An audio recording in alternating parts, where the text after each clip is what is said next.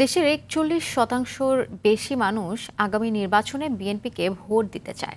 এছাড়া ৩০% জামায়াতে ইসলামী ও ৪% ভোট দিতে চায় এনসিপিকে। পিপলস ইলেকশন পালস সার্ভেতে উঠে এসেছে এসব তথ্য। এছাড়া ৪৬% মানুষ চায় বিচারের আগে আওয়ামী লীগ যেন ভোটে অংশ নিতে না পারে। এক সংবাদ সম্মেলনে এই রিপোর্ট প্রকাশ করে ৩টি সংস্থা। আতিকা রহমানের রিপোর্টে এরই বিস্তারিত। যেটা মার্চের জাতীয় আর্কাইভ ভবনে peoples election pulse survey round ২ এর রিপোর্ট প্রকাশ করেছে গবেষণা প্রতিষ্ঠান ইনোভেশন, ব্রেইন ও ভয়েস ফর রিফর্ম।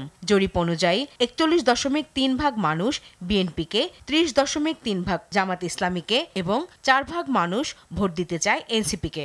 রিভিল ভোটাররা যখন তাদের প্রেফারেন্স এখন রিভিল করছেন, তারা খুব ক্লিয়ারলি বিএনপির দিকে তাদের যে প্রেফারেন্সটা সেটাকে শো করছেন, যেটা তারা আগে শো করেনি। আনডিসাইডেড ভোটাররা দের ইজ আ পসিবিলিটি তারা বিএনপির দিকে ব্রেক করবেন। ৬৫% বা তারও বেশি তারা বলেছেন তারা প্রার্থীর যোগ্যতা দেখে হচ্ছে গিয়ে ভোট দিবেন।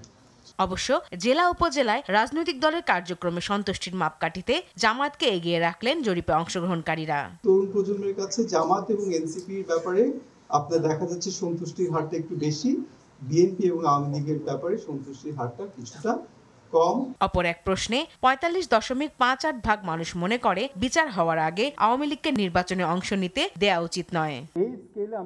সারা দেশে ৭ বিভাগে ১০,৪১৩ জন বিভিন্ন বয়সী ভোটার এই জরিপে অংশ নেন।